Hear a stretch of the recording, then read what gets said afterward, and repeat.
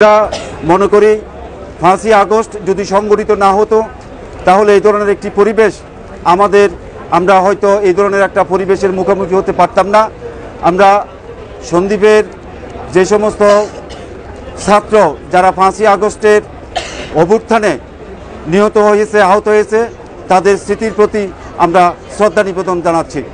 আমি সংক্ষেপে যে দুটি কথা বলতে চাচ্ছি, আমাদের সন্দ্বীপ বিচ্ছিন্ন একটা দ্বীপ হওয়ার কারণে আমরা কখনো প্রত্যাশিত উন্নয়নের কাছাকাছি আমরা যেতে পারি নাই।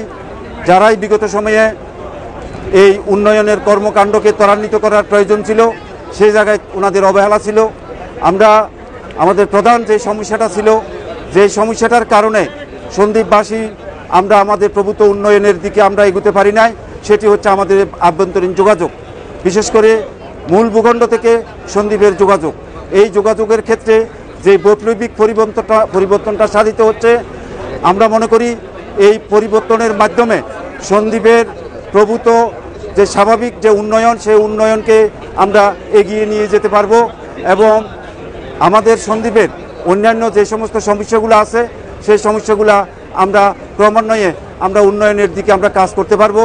এই যাত্রা শুরুর জন্য আমরা এখন থেকে বিশেষ করে আমাদের দায়িত্বশীল উপদেষ্টা, যিনি সন্দ্বীপের উন্নয়নের জন্য নিরলসভাবে পরিশ্রম করে যাচ্ছেন, ওনার আন্তরিক প্রচেষ্টায় আমরা হয়তো ভবিষ্যতে এই সন্দ্বীপের প্রভূত উন্নয়ন সাধন করতে পারবো।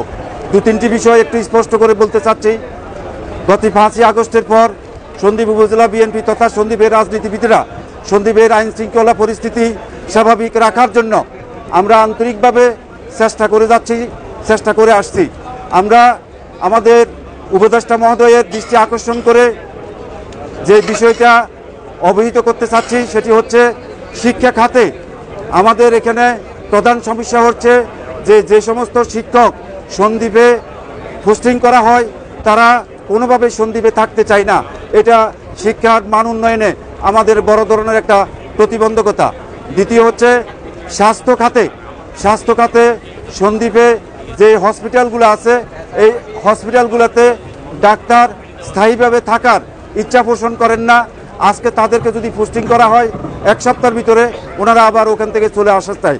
এই জন্য স্বাস্থ্য খাতে আমাদের যে সমস্যা, সেই সমস্যাগুলো আমরা সমাধান করতে পারতেছি না, যার কারণে আমাদের রুগী বা সন্দ্বীপ স্বাস্থ্য খাতে আমাদের সমস্যা হচ্ছে।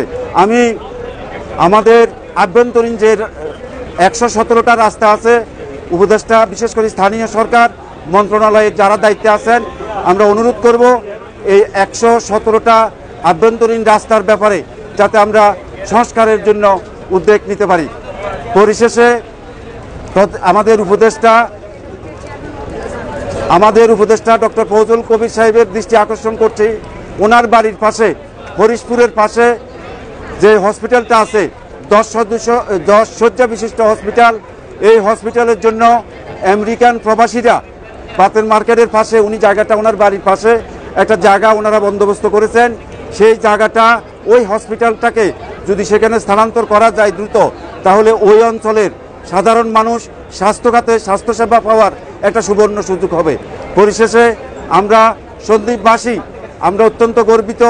আমরা আশা করি সন্দ্বীপের বৃহত্তর স্বার্থে, সন্দ্বীপবাসীর স্বার্থে আপনারা সবাই আমাদেরকে আজকে যেই সুযোগটা সৃষ্টি করে দিয়েছেন আমাদের সামনে কথা বলার, এই জন্য আপনাদের সবাইকে